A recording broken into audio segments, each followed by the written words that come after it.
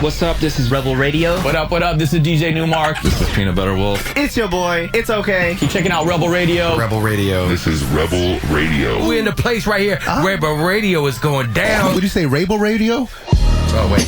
Let's do it again. Rebel Radio. What's up, Rebels? Welcome back to Rebel Radio, the weekly show where I bring you the rebels that are shaping youth culture. We find out how they do it, why they do it, and what you can do to get a little piece of the pie for yourself. We're also the only show to bring you new music every week from our friends over at EDM.com. My name is Josh Levine. My guest this week is Sian.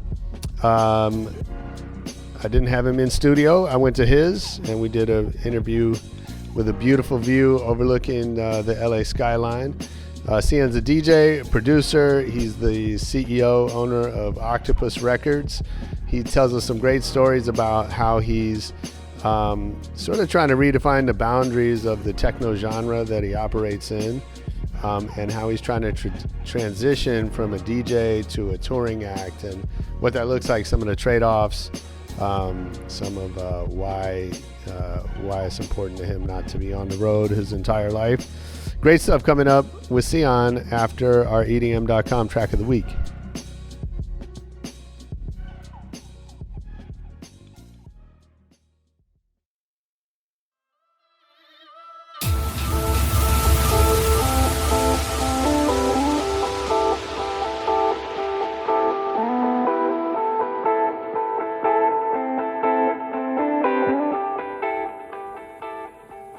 That was Echo Tech with By Your Side, the EDM.com track of the week. If you like that one, get over to EDM.com, check out more new music, and let's get into the interview with Sian.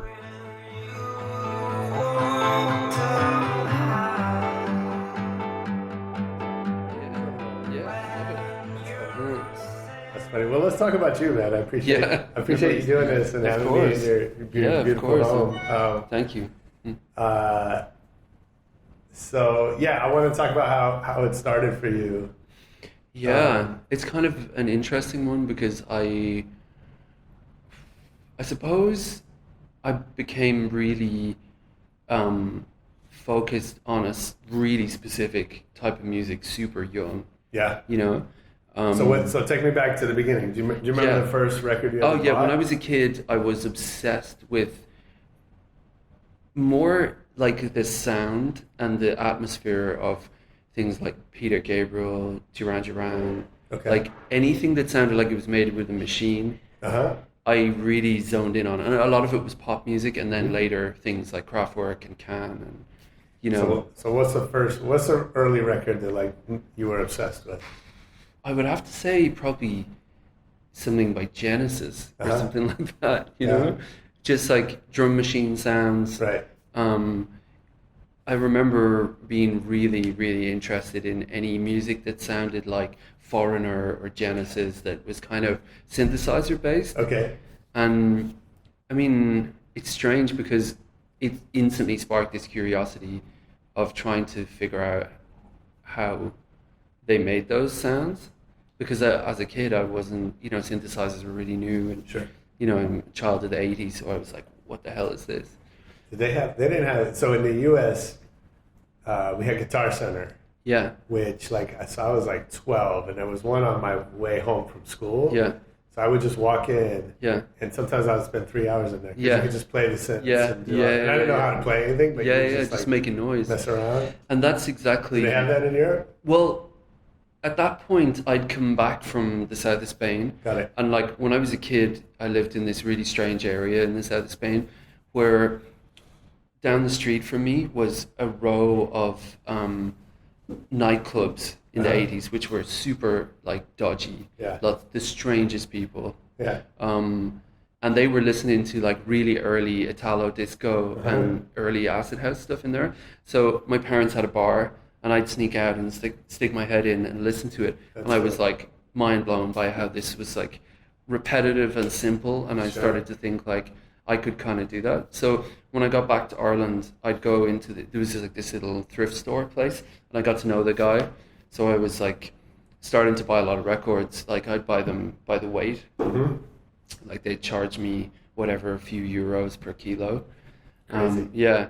and I was finding all this really cool old experimental electronic stuff and Yeah. and soundtrack music. Uh, So then the little secondhand like music shop, I went in, like sold a bunch of records and then bought a synthesizer and went home and like reprogrammed the whole thing. wow. Yeah, like a DX7. Yeah. I remember just sitting for like literally a week on end, just making sounds on it, and of course not being a true like playing musician. Like I play guitar and keyboards and whatever makes a noise, but I wasn't skilled enough. So the thing about synthesizers was you could just hit one note, an Yeah. arpeggiator, and make something happen. Sure. Yeah. That's And that cool. became like, yeah. Then I was So were you actively trying to make music at that point? straight away. Yeah. Yeah, that's what I was going to say. Actually, it was odd because I messed around with sounds for a little while, and then after a few weeks, I started trying to figure out how to put them in a sequence and trying to make something. And around the same time, I started basically annoying a bunch of engineers in Dublin and just saying like, I'll roll joints, I'll make tea, just let me sit in the studio. And I finally got a job doing that. It was just like, wasn't even paid. It was just like an intern thing where I just watch over their shoulder and make loads of tea, Yeah. just non-stop cups of tea and roll joints for them and stuff. So then I would stay in the studio at night and do overnight sessions with my friend and just like sleep on the sofa. And that turned into me actually making a record, mixing it down in the studio where I wasn't meant to be late at night. And I got signed to this label in Paris while I was trying to study and do music technology. Wow. And yeah, it's really odd because I was on a path to be a marine biologist. Oh, wow. Which is even weirder. Yeah, because I like literally those two things were running parallel. Like I was helping out in the studio, trying to spend nights there, but I'd just been accepted into studying biology and had like a free run through 3 years Yeah. and like ditched it What was straight that? away. What was that decision like? It was actually really liberating because I realized that Because the marine reason- biology, sorry to cut you Yeah. off, but like that seems to be, I mean, I don't know how you got to that point, but that seems to be a career that you choose. Yeah, It's not Yeah. like you know, yeah. not It's like- something you think about. it's not like law or like, No. where you just kind of are like on the path and you kind of keep Yeah. going. Like that Yeah. one you have to. Yeah, it was really specific because as a kid, like as a small child, I was always in the sea, and I started to.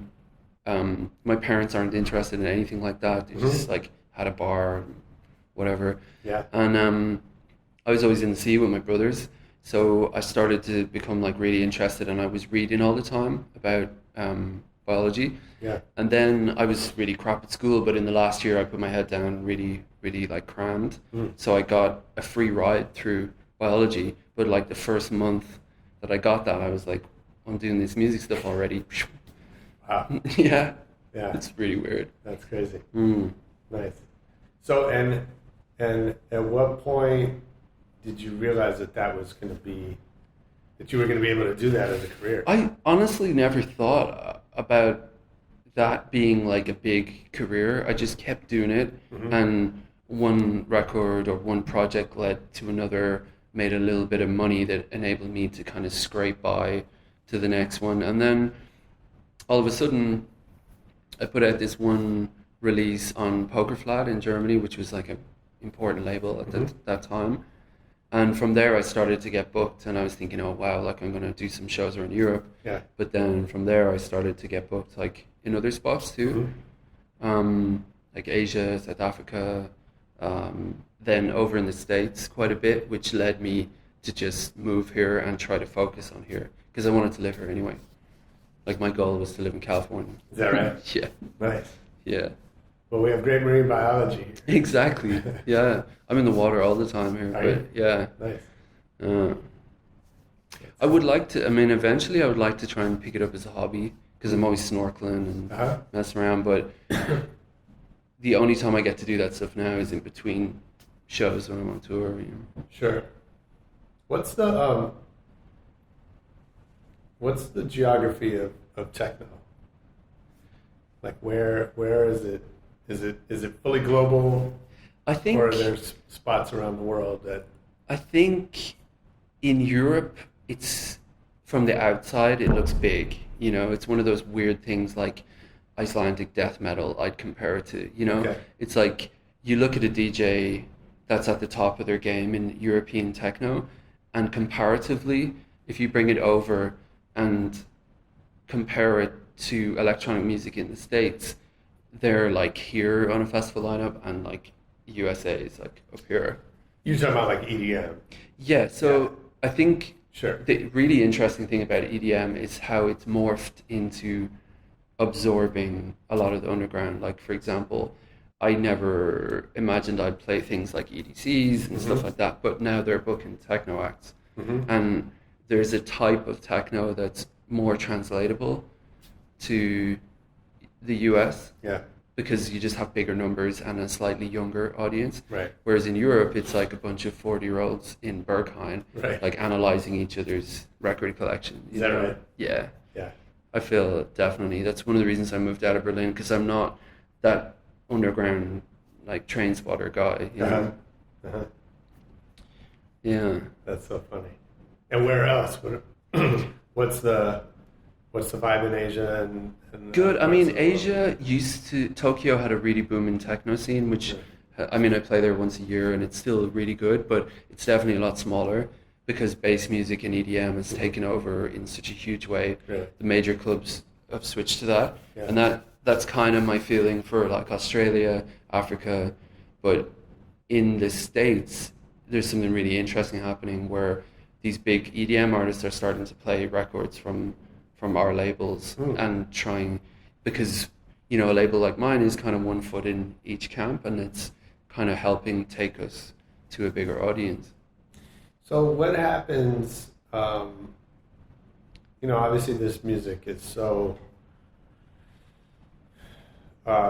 different to mainstream music in the sense that, you know, it's not artist driven, it's not lyrics driven, right?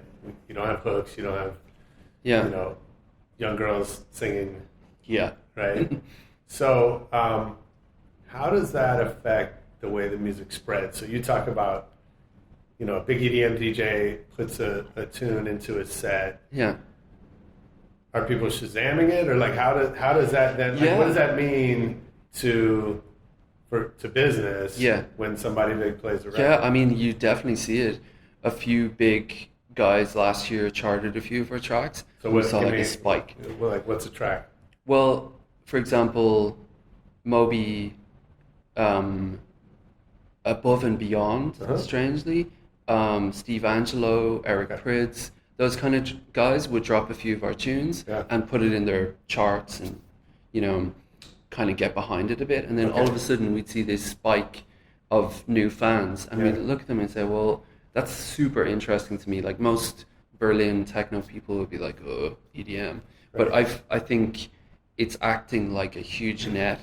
And I mean, everyone's music taste matures as they grow up. But if those kids are entering electronic music through this big net of EDM, and then in 2 to 5 years, they make the transition from, like, you know, Steve Angelo to Eric Prydz to Deadmau5 and Richie Houghton and Adam Beyer, and then, you know, it's kind of already a little system of introducing people to better music. Interesting. I shouldn't say better, I should say different music. Yeah. Sure. Yeah. Yeah, that's really interesting. Yeah. Okay, wait. So go back. So you were talking about Genesis, Duran, like, you know, synthesizer driven pop music. Yeah.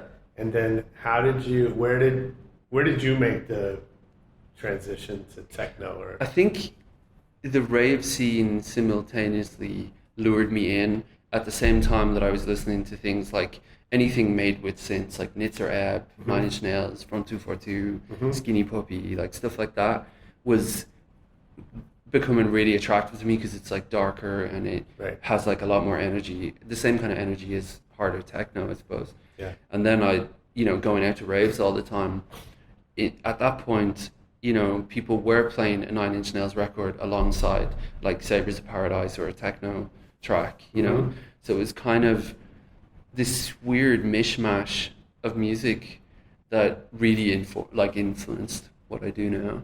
Yeah. It's strange how it was so open in the 90s, you know.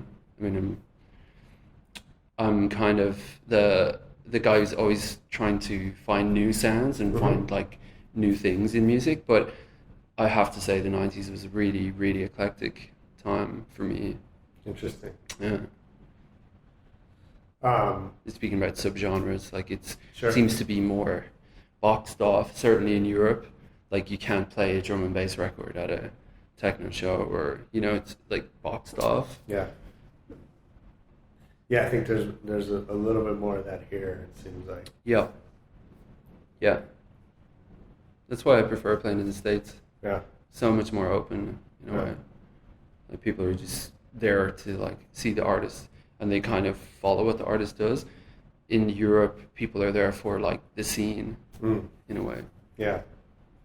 Yeah, which I think used to be, maybe it used to be more like that here. Yeah. I don't know. Although, you know, we have such a diverse culture compared to Europe. Yeah. Like you go to a party in Ibiza, it's a bunch of homogenized people listening to a specific type of music. Yeah. You know, it's not pulling influences from lots of different genres. I mean, I really like to work with people in hip hop or trap, or people, you know, I'm a huge metal fan, and I'm not afraid to have those things influence what I'm trying to do. And do your fans or people that follow the label, like, are they open to that? Not yet, but in the next year, one of our big plans is to broaden the scope of what we're doing with the label and myself. Like I have an album coming soon that's got some of my guitars on it. It's got some it's got some slower tracks and some ambient stuff, and it's just kind of all my influences. Interesting. Wrapped up. Yeah. So how do you balance that? I talk a lot about that on this show and just with friends about the disparity between what the artist wants to make and what the fans want to hear, right? Yeah. And I feel like, I think it's for obvious reasons. The artist is always, you know, several steps ahead. If nothing else, because the music that people are dancing to, you know, today, you made a while back. Yeah. Although I know that window's gotten shorter, but it's still there's still a lag. Yeah. Right. Yeah. And if you go out and tour it and whatever, you're sometimes a year later. Right? Yeah. Yeah. It's a long time. And if you have a hit record, you could be several years performing that same song. Right? Yeah. So there's always that lag, and the you know, it's understandable, but it's a problem for artists. Definitely. Yeah. Because you want to move on. Yeah. They want. They want. Right? They want the same thing. Yeah. I think, for me anyway, the only way is not to give a shit and to think, okay, it's like what Henry Ford said: if he gave people what they want, they'd have a faster horse. Right. You know, and like sometimes I think it's kind of the artist's job to say, like, come with me on this trip, and whether you fail or win at that is really dependent on the marketing or something. I don't know, but I mean, I've seen artists go in all kinds of directions successfully. And who do you think, when you think of that, who does that really well? For me, Daft Punk as a really commercial example, two guys that were in indie bands. That's, you know, they got their name from a terrible review of their indie band. It failed. They started another band which failed, and then they were just playing techno, like hard acid techno in Paris.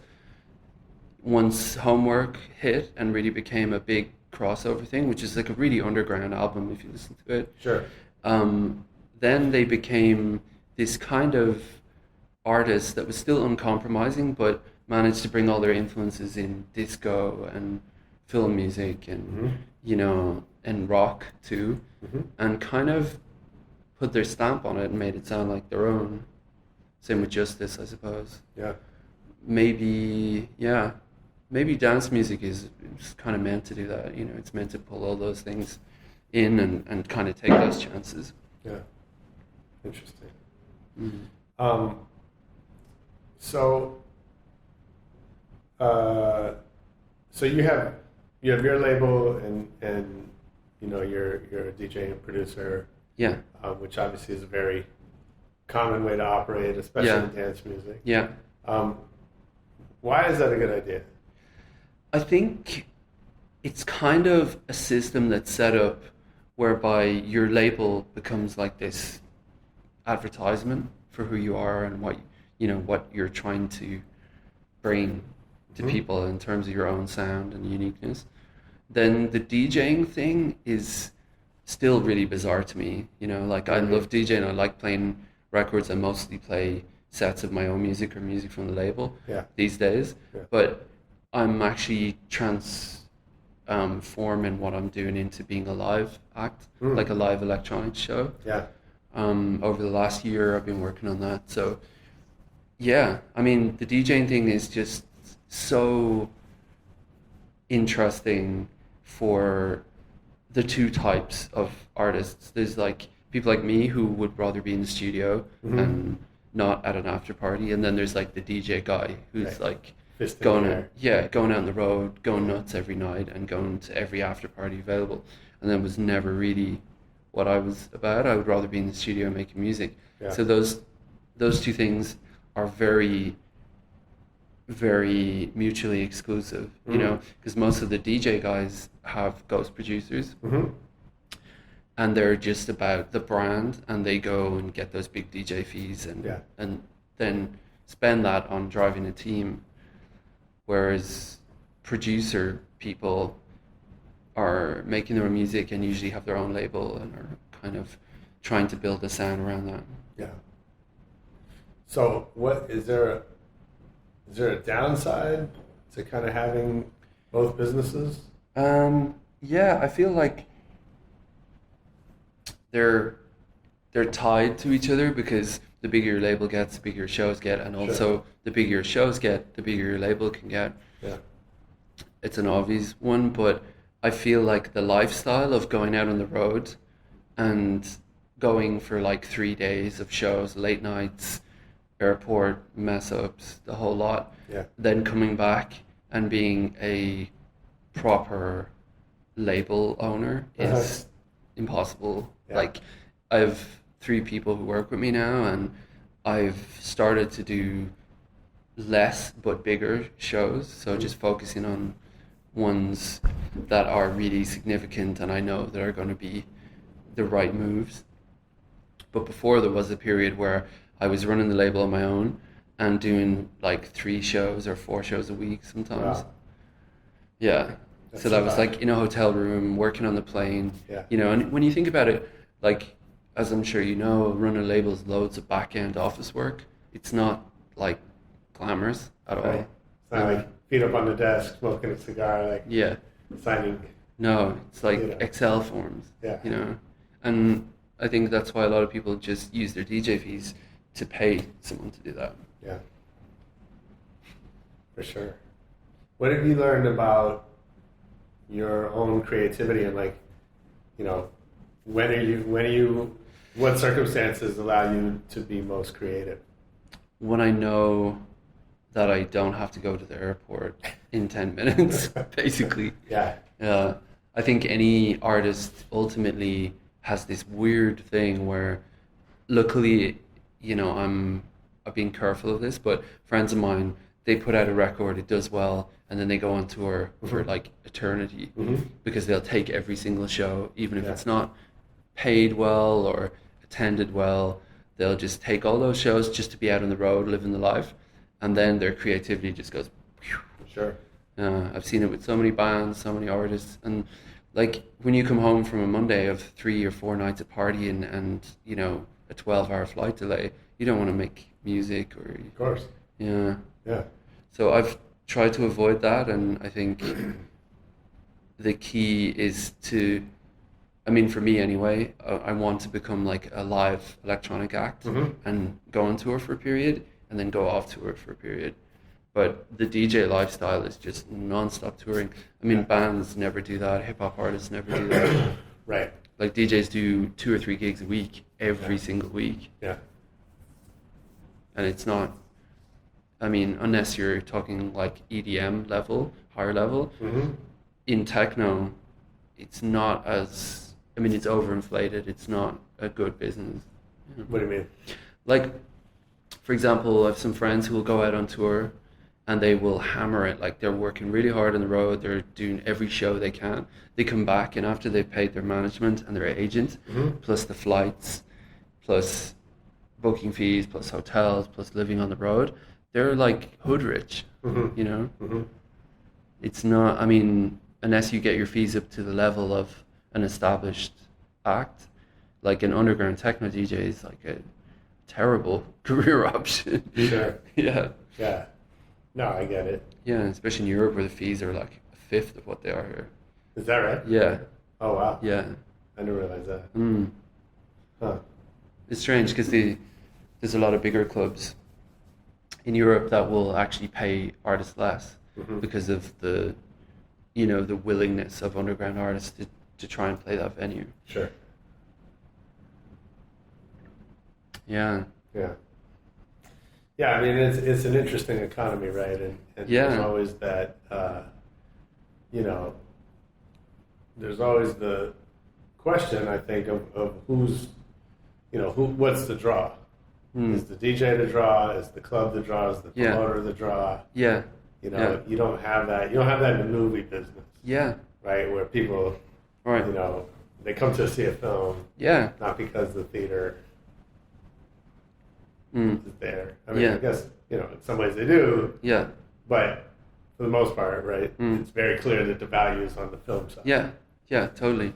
And I think that's true for the actual music business. I would say in the underground business, it's like not really a business. It's just a bunch of dudes who hang out at an after party trying to put a tour together, and that Sure. it's kind of I'm kind of but- grateful. But even so, I think, like, you know, look at the festival business, right? Like, Yeah. the better festivals, you know, granted, you know, Coachella they pay big fees, but they don't have to, Yeah. right? Like, first of all, they sell out Yeah. most of the tickets before they announce the lineup. Yeah. People just trust that they're going to have a Yeah. lineup. Yeah. Yeah. That's true. And secondly, you know, does any one act affect the ticket sales that much? Probably not. Yeah.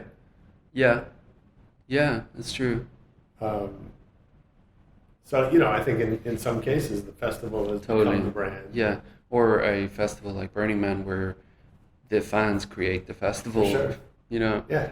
Or, you know, I think if you look at, like, Lightning in a Bottle, Yeah. you know, I think most people, yeah, they get excited about who's playing. Yeah. But they're really going. Yeah, for the experience. Yeah, I've noticed that with electronic festivals recently. Yeah. It seems like you're going to the circus.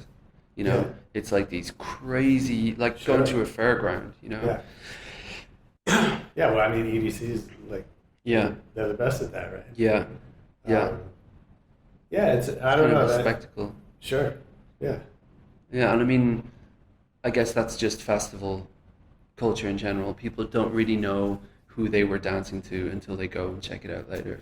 Right. And like, that was great, I think. You know? Yeah. Yeah. It's interesting. I eventually want to move into being more of like an act rather than a DJ. Yeah. You know, so that you can go to a city and do a show. It's like a hard ticket, like proper show. You know. It's interesting because most DJs don't think like that. So why is that a good idea? Because I'd like to try and build a different type of following where you have a fan base that's like a little bit less about the scene and more about like your development as an artist. And you know, when you, for example, someone like Flying Lotus or Mode Selector or Trentmoller, I mean, we'll go to a city and do hard ticket shows and people are kind of there for their vibe, Sure. you know, and not, it's a club that's booking all these techno acts every weekend, and, Yeah. you know. Yeah. Interesting. So we were talking earlier that you've got a collaboration with Will Clark coming. Yeah, up. yeah, it's called a mock. amok. Yeah. Yeah. So how does stuff like that? How do you collaborate? What kind of collaborator? It's are you? it's weird actually how that came about. We literally went for a bowl of ramen and we're just like talking about music and influences and stuff. Yeah. And we decided on doing something like really quickly. So for me anyway, it's better. Like I work on a very small electronic setup. I'm not in this big studio with all this gear. And it's really easy for me to just send parts to someone or them send parts to me. Yeah. I work on it, throw it backwards and forwards. Like I don't need to be in the studio with someone and doing multiple takes and whatever. It's really nice way to work actually because it's so fast. That's funny. I just had Kenny Larkin. I just interviewed him Cool. last week, and he was talking about. I guess he's got this big studio. Yeah.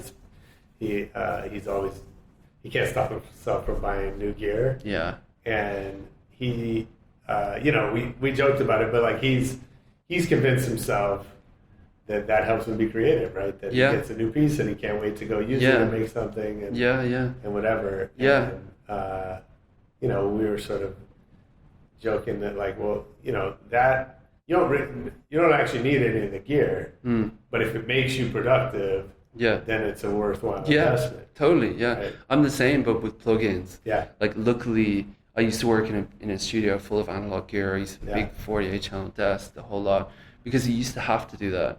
But everything that I liked about that, I can do much faster on my laptop now, and without the compromise on sound quality. Yeah. Because that was the thing. It was always plugins didn't sound as good as analog gear, but now that's changed. They could sound better, and also just not having to write down every setting on every piece of equipment on a piece of paper. People romanticize analog days, but I used to. One of my horrible tasks was getting in behind a big desk and rewiring an entire patch bay as a kid, and it was like punishment. Yeah, sure. Yeah. So it reminds me, you said something on Twitter, I think just the other day, that, I wrote it down here. Right. Let's see. You said it. Your brain and a laptop is all you need to make music. Yeah. Yeah.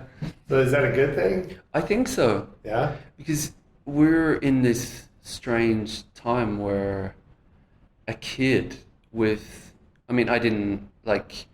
was really hard for me to get my hands on gear to start making music, Yeah.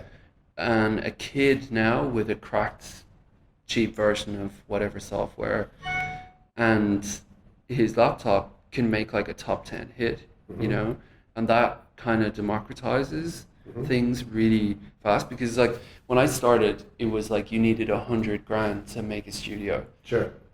And produce an album from that and then press it on vinyl and get it out there. Yeah. But now it's like a kid with his headphones, laptop, can put out a track on SoundCloud and become a star. That's really important to me.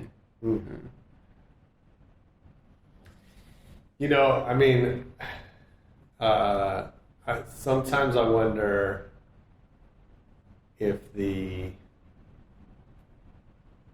I feel like in some ways we're better off when that process takes longer. Yeah, for the art of it. Yeah. That we have the opportunity to develop. Totally, I get it. Yeah. I feel though we were talking earlier about how so many A&R people miss the ball or miss the entire wave.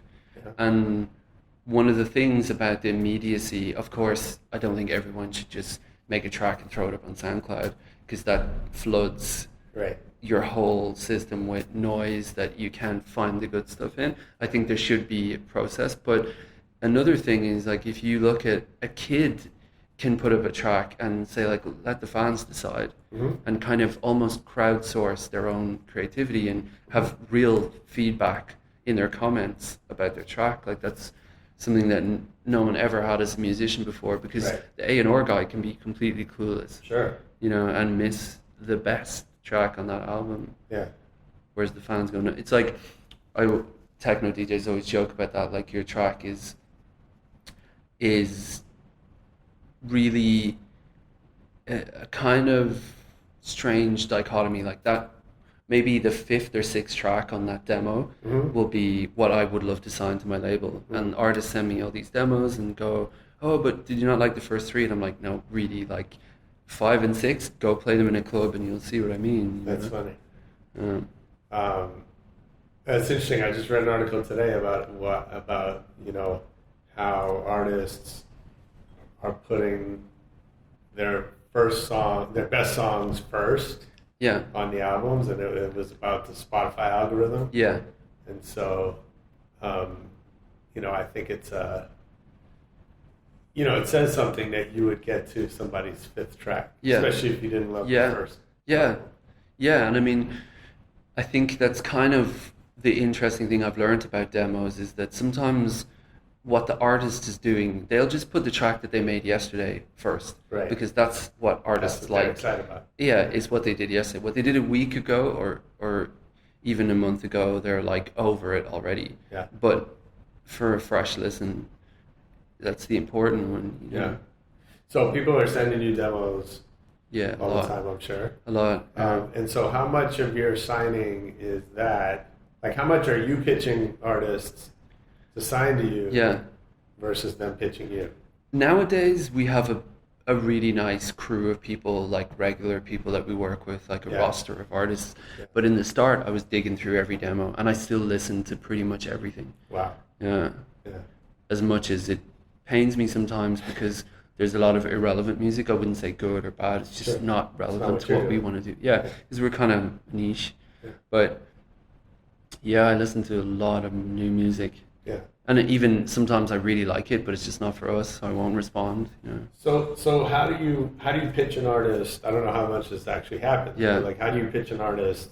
Yeah. To sign to your label or to give you the track, right? Because the people, you're not signing exclusive deals, right?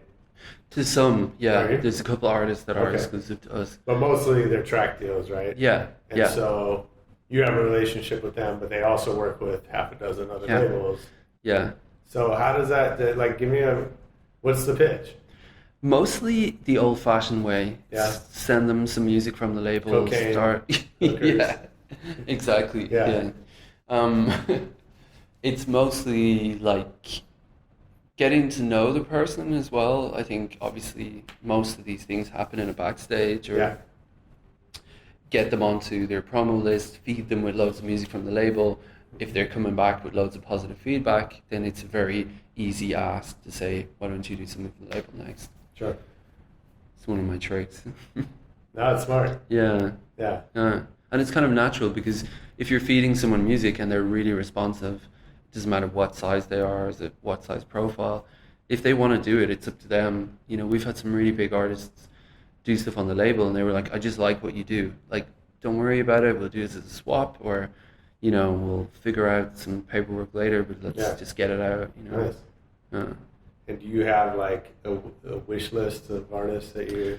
Yeah, absolutely. I mean, I think now in this strange period where we're transitioning into being like a broader spectrum label, there's a lot of people that I'd love to work. I mean, I would love to bring all kinds of artists onto the label and develop them as making like albums rather than just singles all the time, which, I mean, I know it's kind of a singles market, but that honestly bores me sometimes because I really want to hear an artist like make a trip, Well, it's a singles market. I mean, it is, but I think especially so if you're making music for Spotify, for SoundCloud. Yeah. Right? Yeah. I think those specifically are really singles formats. Yeah. But the music industry can't just be about that. I know. And I think that's hard for a lot of labels. And actually, the underground labels, I think, have a better opportunity because the streaming dollars are limited anyway. Yeah. Totally. Right? Not that they're not important. Yeah. Sure. Getting more important. Streaming is important for sure. Yeah. But you're never going to get, Pitbull streaming numbers Yeah. or Yeah. whatever his name is, Yeah. Louis Fonsi, right? Like, Yeah. that's not happening. Yeah. So you've got to have different revenue streams, and It's really interesting. We had a meeting with our aggregator, and what they're being told by a lot of the streaming companies is like hoover up that underground label structure and really make it interesting in terms of passing that on to a wider audience.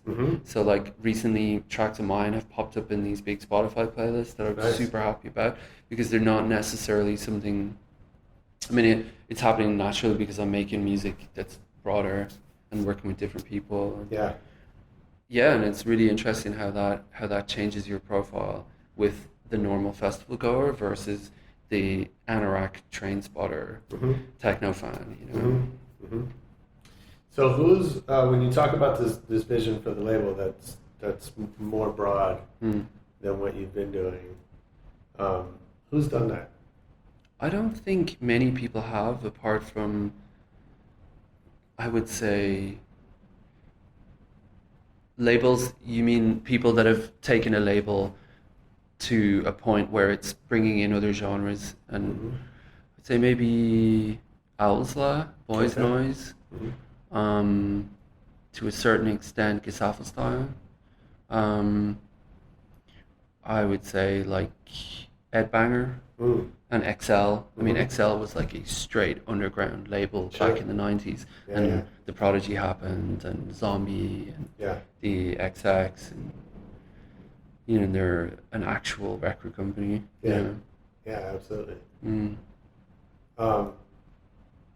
What about? I know we were talking about festivals, and Miami. What's it called now? Miami Music Week. I still call it Winter Music Conference. Yeah. Is coming up. Yeah. Does that still matter? Yeah, definitely. It's obviously a lot more focused on EDM because of Sure. Ultra, but for example, I still do a party there every year. We were doing the Winwood Factory this year. Nice. Um, And what do you get out of that? Like what? I think it's just being present and trying to establish a brand in techno. I mean, we're opening up a lot more. Like this year, we've got Will and Sasha Body and Melee playing with us, and before we brought in like Ellen Alien or DJs that are a little bit more indie or crossover too. Yeah. I still think it's relevant, and I'd like to be there, even if it's just for one night. Like, Sure. Yeah. No, I mean, I try to go when I can. Yeah. I don't go every year, but I go off and on Yeah. just to see people and whatever. Yeah. But I always think like it's interesting how there's so many festivals, conferences, Southwest happening now. Like, Yeah. It's sometimes you just feel like you have to be at everything and Yeah. not necessarily understand what you're getting out of it. Yeah, for sure. You pick your battles. Yeah. I get to this point where I'm like, really choosing what I should be out on the road for. Sure. Yeah. Yeah. It can affect your whole. Of course. Your Well, like you whole said, it's time existence. away from the studio and away from.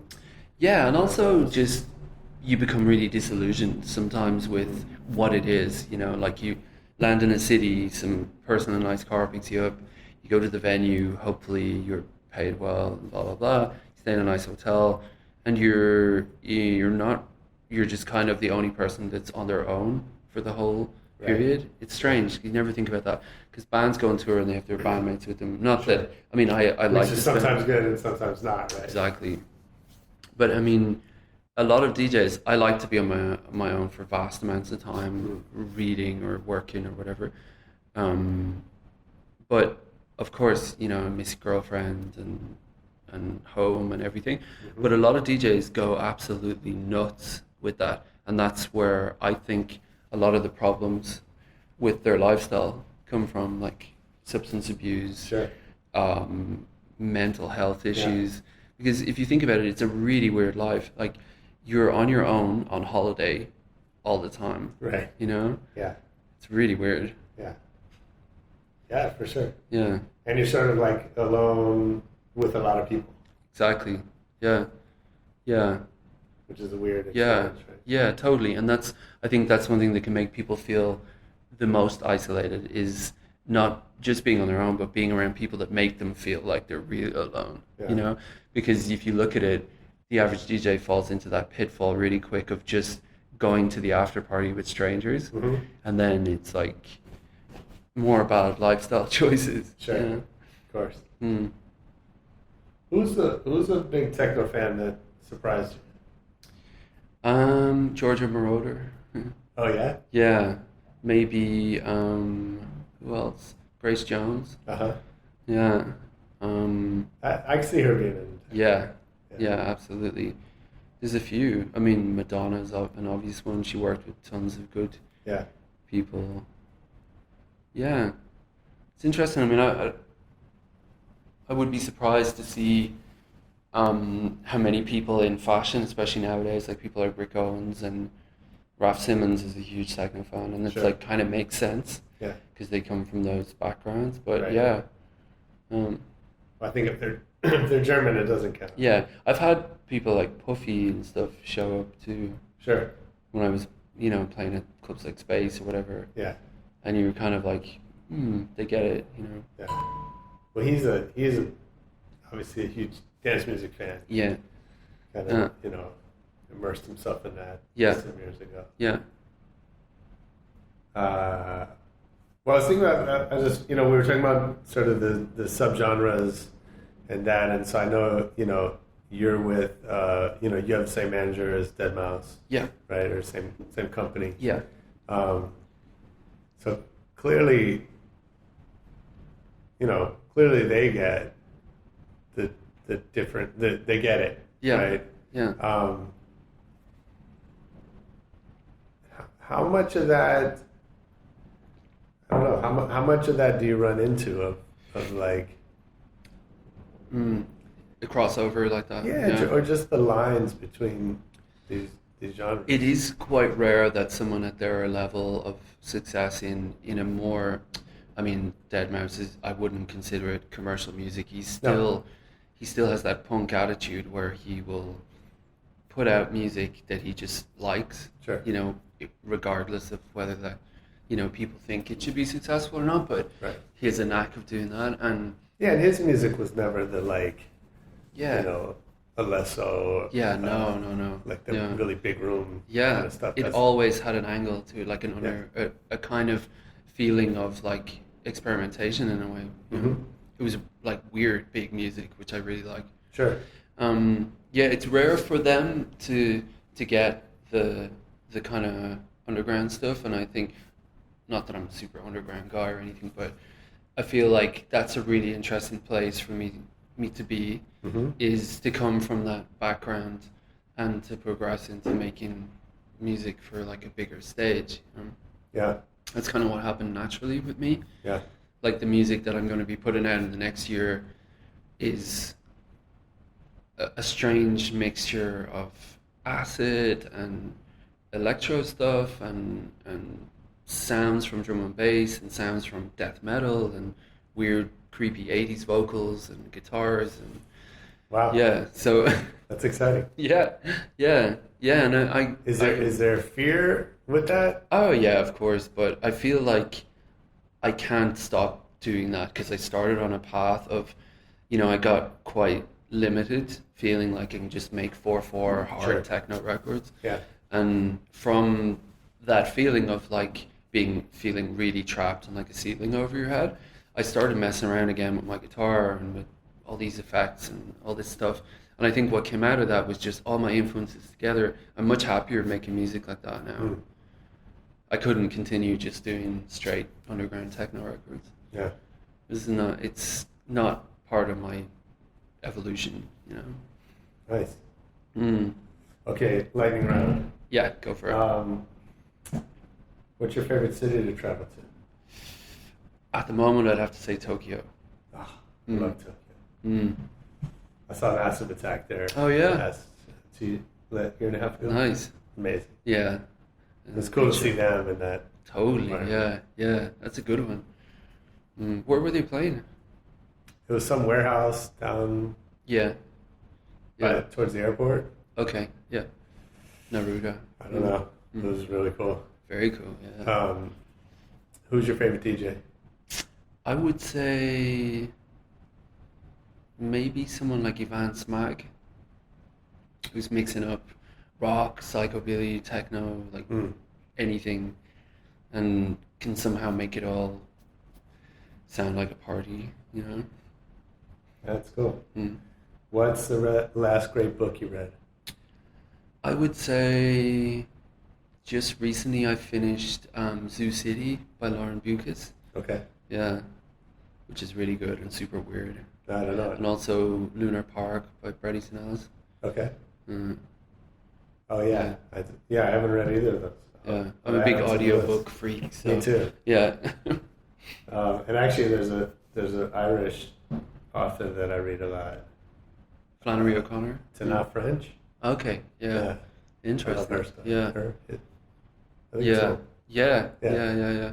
Yeah, like it's like cop, like mystery. Yeah. Cool. I should give you some audiobooks. Oh, yeah? A bunch of new stuff. Yeah. Nice.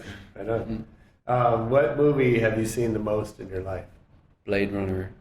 Yeah. The final cut probably. That and Dune were like huge influences on me. Yeah. Maybe. Yeah. Yeah. If someone's to put me on the spot, definitely Blade Runner. It's a classic. Sure. Classic techno DJ thing. Absolutely. Yeah. Mhm.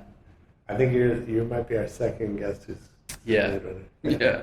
I mean, it's a great movie, but it's like it's an intense movie. You can't just like throw it on. Yeah. And Yeah. fold laundry or Yeah. whatever. Yeah. Tell me one decision that changed your life forever. Getting my face tattooed. Yeah. Yeah. What are some unexpected consequences? You know what's really weird is the demographic of people that will come up to me and say like, "You're a very nice young man, but why did you tattoo your face and your hands and your neck?" Yeah. But more so, it's like a kind of 60-year-old retired, like older lady who will always come up and go, "I love your tattoos. They're so artistic." Really? Yeah, it's super weird. That's crazy. That and teenagers. Uh-huh. They just think Yeah, they're sure. badass, you know. Yeah, I'm sure. That's so funny. Complete this sentence for yourself. I don't have talent. I have blank.